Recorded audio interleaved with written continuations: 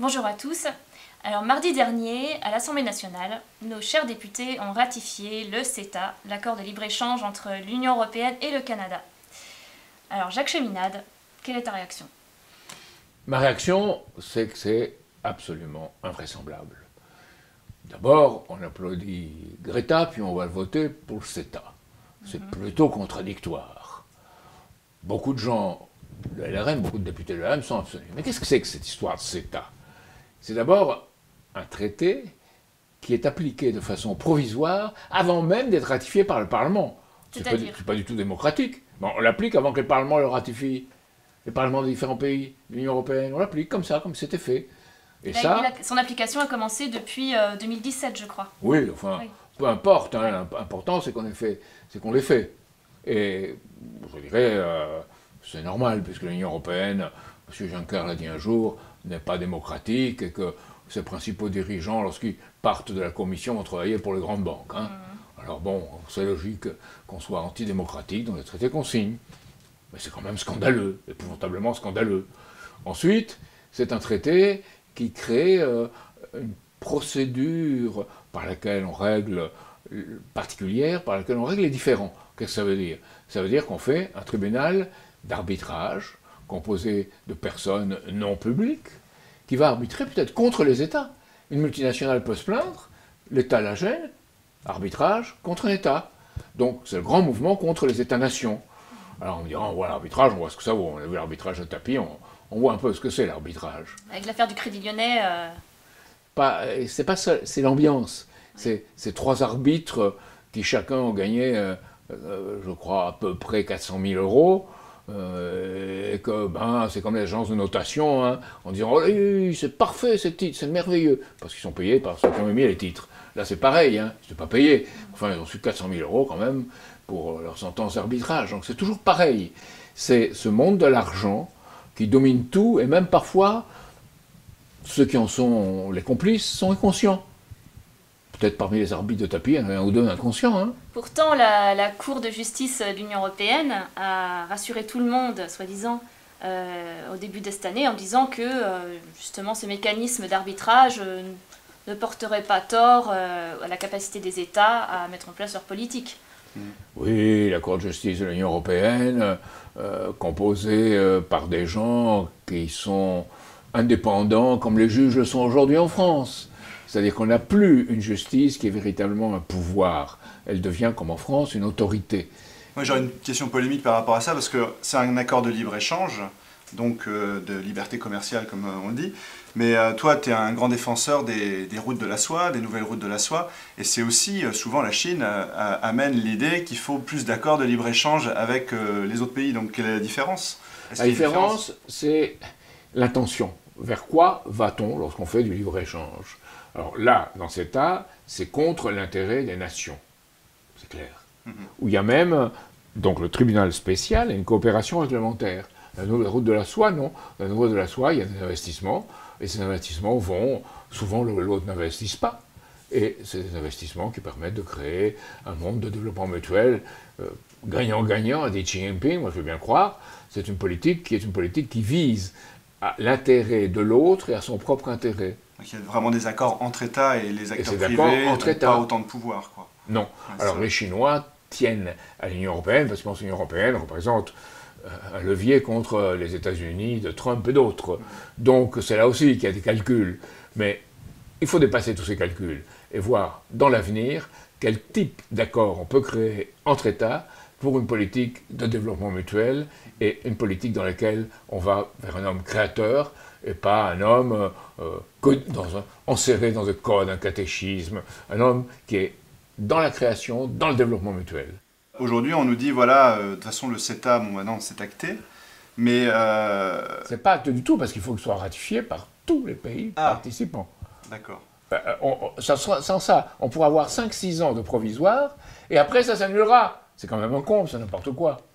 D'accord, parce qu'il y en a aujourd'hui qui disent qu'il ne faut pas le CETA. Il y a par exemple des gens comme Greta Thunberg, c'est la jeune Suédoise promue et qui a fait son allocution à l'Assemblée nationale. Donc, le même jour. Le même jour au moment où ça a été ratifié, voté. Donc la question c'est, est-ce qu'il faut choisir Greta, il faut choisir le CETA? C'est quoi le débat en fait là? Ça c'est nombreux faux débats d'aujourd'hui. Ouais. Est-ce qu'il faut choisir la décroissance ou une croissance verte, hein? Bon, c'est des faux débats. Le vrai débat, c'est est-ce qu'on choisit la création humaine ou est-ce qu'on choisit un monde dans lequel on admet qu'il y a des ressources limitées? Aujourd'hui, je lis, là je prends le journal, et je lis 5 gestes pour la planète. Aujourd'hui, c'est le jour du dépassement. Soit le moment où la Terre a dépensé plus de ressources qu'elle n'en produit en un an. Mais ce n'est pas la Terre qui produit, c'est les êtres humains qui produisent et qui doivent voir leur responsabilité, mesurer leur responsabilité par rapport à leur acte producteur. Mais c'est eux qui produisent. Ce n'est pas naturellement la Terre qui se met à produire. Non, c'est l'être humain qui, disons, maîtrise certains principes, certaines règles dans la vie, qui produit. Et maîtrisant ces choses, il essaie de les maîtriser davantage et d'aller de plus en plus loin, parce que l'homme a exploré l'inconnu, et il va jusque dans l'espace chercher ce qu'il peut maîtriser. On consomme quand même aussi. On consomme aussi, mais évidemment, faut bien voir, moi je suis contre la malbouffe, tout à fait. Si ça coûte un peu plus cher dans les pays développés et qu'on mange mieux, tant mieux. Et que les agriculteurs soient rémunérés correctement. Et dans le monde, on ne doit pas mettre ceux qui souffrent beaucoup et ceux qui souffrent un peu. Les immigrés contre les travailleurs nationaux ou les paysans du monde entier contre nos paysans. On joue les uns contre les autres, c'est diviser pour régner. C'est ça, cette oligarchie, cet empire financier et disons, contre-culturel qui régit le monde, utilise ça. Et CETA, c'est un peu ça, mais, disons, limité, présenté avec des rubans roses et un pactage joli. Mais justement, tout le discours d'une Greta Thunberg, d'un Nicolas Hulot ou de personnes comme ça, c'est de dire il faut s'unir pour faire face à cette urgence écologique. Finalement, est-ce que c'est pas une opposition viable ou intéressante à ce libre-échange? Ils ont 2 points. Le premier, c'est qu'ils assistent à un monde qui ne se développe pas comme il faudrait. Donc ils disent, quel monde laissera-t-on aux générations futures? Et faire quelque chose pour eux. Et troisièmement, il faut s'unir pour faire quelque chose pour eux. Là, je suis d'accord. Mais là où je ne suis pas du tout d'accord, c'est que la cause qu'ils définissent, c'est les êtres humains en eux-mêmes. L'être humain devient destructeur, orienté certes par des intérêts financiers qu'on combat, mais c'est un être humain destructeur, et moi je crois qu'au contraire, c'est les êtres humains créateurs qui doivent s'unir, et ceux qui créent pour créer un futur pour leurs enfants et leurs petits-enfants. Donc encore une fois, c'est cette création qui est notre bien commun, et cette création vis-à-vis du futur. Et celui qui crée, celui qui est dans l'acte de créer, l'acte de posséder, ou l'acte de dominer ou d'écraser, ça ne lui vient pas à l'esprit. Créer est beaucoup plus intéressant, beaucoup plus humain. Greta pense que l'homme se comporte mal et que si on ne fait rien, dans quelques années, 12, 18, il arrivera des choses terribles pour l'humanité, que le monde se détruira lui-même. Or, c'est très amusant parce que le raisonnement de Greta Thunberg est le même que celui du prince Charles d'Angleterre, qui est une sorte d'écologiste oligarque. Donc, on voit une même voie, avec la même vision du monde. Et je crois que Greta Thunberg a été travaillée autour d'elle dans cette vision pessimiste du monde, et ce qui est essentiel, c'est d'être porté par une espérance. Or, Greta Thunberg accuse, et elle accuse pratiquement tout le monde, elle a dit qu'elle ne voulait pas entrer dans la politique, qu'elle était ni de droite ni de gauche, etc., etc. Pour elle, il n'y a que les écologistes qui veulent conserver l'univers tel qu'il est, et si possible, limiter les productions et avoir des ressources renouvelables, et pas un univers en développement, en expansion, qui aille vers le futur. Ça, c'est ce message, et ce message favorise des intérêts financiers qui n'ont pas d'intérêt à ce que l'homme devienne intelligent en créant. Elle ne voit pas l'homme comme un producteur et comme un travailleur. Et Marx disait justement, le travail s'empare des choses et les ressuscite d'entre les morts. Or, ces écologistes-là sont dans un monde qui est un monde défini par les choses comme elles sont, c'est-à-dire un monde qui est une sorte de sépulcre, un monde qui est un monde fini, où on recule. Et il n'y a jamais d'issue qui ramène au passé, jamais. Et qu'est-ce que tu préconises de créer justement pour le futur, là justement? Qu'est-ce que nous, on a apporté?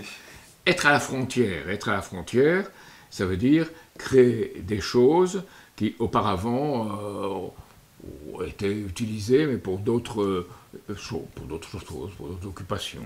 Par exemple, on voit dans la nature, il y a de la radioactivité. Bon, on la maîtrise, Et on fait les formes de réactivité les moins polluantes, la fusion thermonucléaire contrôlée. La fusion thermonucléaire contrôlée, c'est très intéressant, parce que c'est une chose que certains écologistes m'ont dit, on est pour, parce qu'on sait que c'est pas polluant. Nous, on a fait des études scientifiques, on sait que c'est bien, mais ça sera seulement dans 30 ou 40 ans, et en attendant, il faut autre chose. Ben, moi, j'ai regardé toute l'histoire de la fusion, et j'ai ici les chiffres. La fusion, il y a une étude aux États-Unis, dans les années 1970, en disant en dollars de 2008, d'aujourd'hui, pas maintenant, d'aujourd'hui, 2008, parce que c'est plus simple pour les calculs, c'est 50 milliards. Jamais on a dépensé cela. Mais on a dépensé, en tout et pour tout, 2400 milliards pour la guerre en Irak et en Syrie. Ouais, ce qui fait à peu près 120 à 150 milliards par an. Contre 50 milliards par an, c'est ça, c'est 50 milliards par an, oui, c'est ça. Les dépenses militaires américaines, 710 milliards par an. Quand même, ça laisse rêveur. Les énergies renouvelables, 290 milliards par an. Donc la fusion, on n'a pas fait ce qu'on devait faire. Pourquoi? Parce qu'on n'a pas voulu faire un pari sur l'avenir. On n'a pas voulu faire quelque chose qui allait être pour l'humanité un acquis et qui allait améliorer la manière dans laquelle on produit l'énergie. Beaucoup, bon marché, et pour longtemps. Donc tout ça est lié à l'espace. On a dans l'espace, sur la Lune, de l'ium-3, qui est une des composantes pour la fusion. Les Chinois, c'est ce qu'ils vont aller chercher, entre autres choses. Si on avait ça, on réussirait à avoir une fusion qu'on pourrait faire beaucoup plus vite qu'en 30 ans, à condition qu'on y mette les moyens.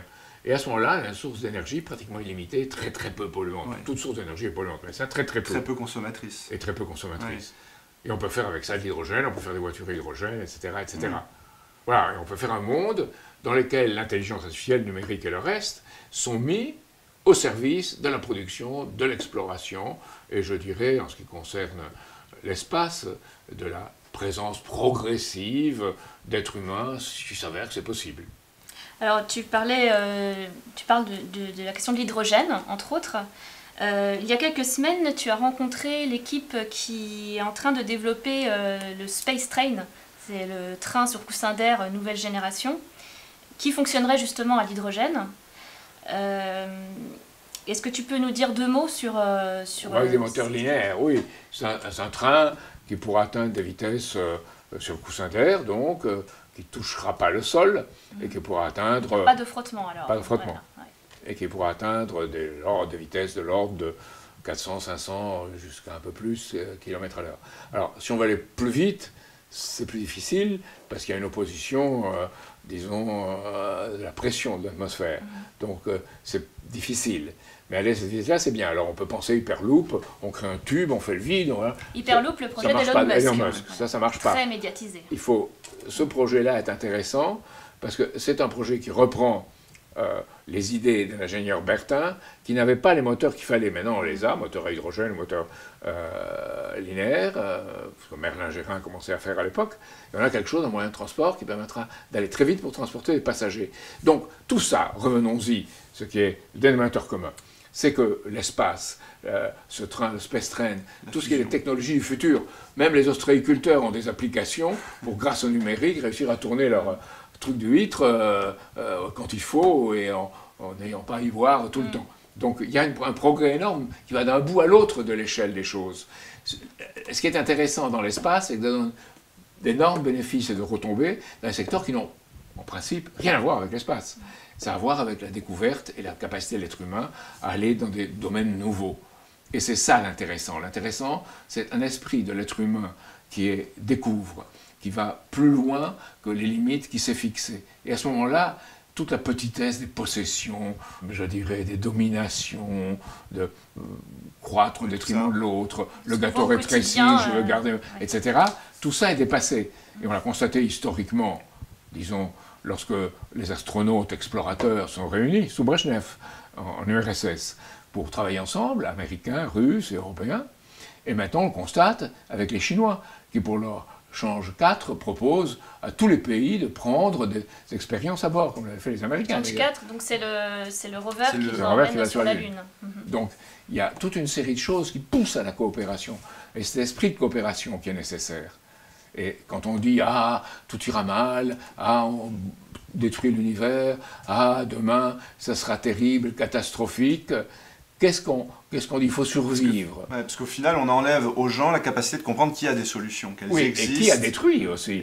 Parce qu'il y a une destruction. Quels intérêts financiers et quelles forces détruisent? Ce n'est pas l'être humain parce qu'il est méchant. C'est le développement qui s'est arrêté et des forces financières, anticulturelles, qui essayent d'exploiter un monde fini. Donc si le monde s'étend, bien entendu qu'il faut faire toujours un pari sur l'avenir. Bien sûr, dans ce monde qui s'étend, les choses iront mieux. Ça sera les jours heureux de l'après-guerre. On l'a appelé comme ça. Après 1945, jours heureux, parce que la France était heureuse, on se développait. Moi, j'étais au festival panafricain à Alger, je l'ai déjà dit, en 1969, en même temps que les gens arrivaient sur la Lune, que Aldrin et les autres arrivaient sur la Lune.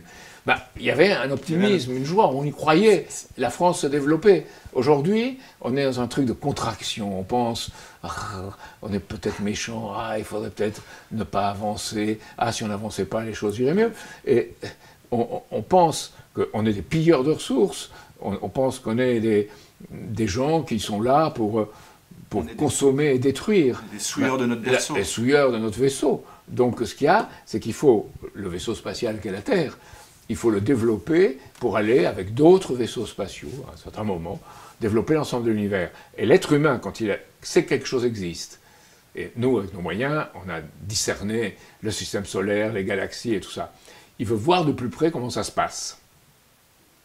Et voilà, ça c'est l'avenir. Et si on voit de plus près comment ça se passe en haut, on ne pense pas mesquin, on ne pense pas en bas. Et c'est ça l'intérêt d'une grande politique spatiale. C'est les rapports humains que ça crée entre les gens qui y participent ou les gens qui pensent à l'intérêt que ça représente. On l'a vu même là, même aux États-Unis, un peu moins en France, on est pessimiste en France, aux États-Unis ou ailleurs, même en Chine, il y a eu un grand enthousiasme pour l'anniversaire du premier pas d'un homme sur la Lune. En France, moins. Et pourquoi moins? Parce qu'on est dans un pays qui a accepté de ne pas développer ses moyens, de ne pas développer les Français. Et les Français sont devenus pessimistes. 3% croient que les choses seront bien meilleures pour leurs enfants et leurs petits-enfants. En Chine, c'est 47%, et ailleurs, c'est plus qu'en France. La France est un pays plus pessimiste.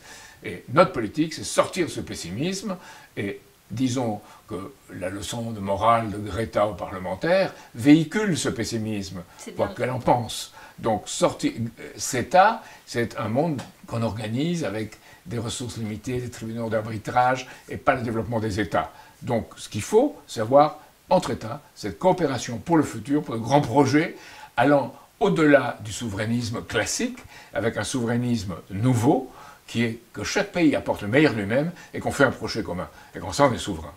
Pourquoi il faut un souverainisme nouveau et que le souverainisme classique ne marche plus aujourd'hui? Parce qu'on a développé l'intelligence artificielle, on a développé le numérique, on a développé des chaînes intégrées de production. Prenez Airbus.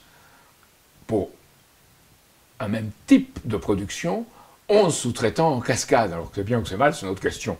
Mais il y a une division du travail et des chaînes de production très grandes. Donc il y a une partie qui est faite, je ne sais pas, en Inde, une autre partie aux États-Unis et une autre partie chez nous, c'est déjà un problème. Mais s'il y a 11 sous-traitants un peu partout, c'est encore plus un problème. Donc, où assure-t-on et comment assure-t-on que ça se passe bien, que ce soit bien fait, dans l'intérêt de tous?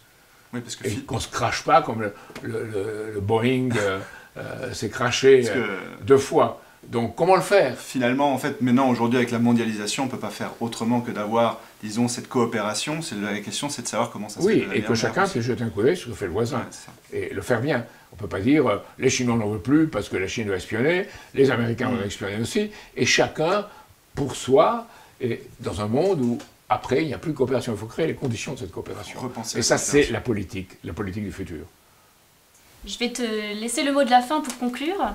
Mais avant, je voulais rappeler donc, à toutes les personnes qui sont en train de nous regarder, si ce n'est pas déjà fait, de s'abonner tout simplement à notre chaîne YouTube et d'actionner la petite cloche pour ne pas louper les dernières choses qu'on produit. Donc, ben oui, Jacques, qu'est-ce que tu aurais à ajouter pour conclure? On est dans un monde géopolitique où chacun cherche à occuper des positions, des territoires, ou cherche à prévaloir contre l'autre. Il faut passer à un monde du développement mutuel, un monde de la création humaine, où tout le monde crée ensemble pour faire un avenir qui sera meilleur pour nous, pour le bien commun, au cours de cette création, mais surtout pour nos enfants, pour nos petits-enfants, pour le monde qui vient. Merci. Merci pour l'émission.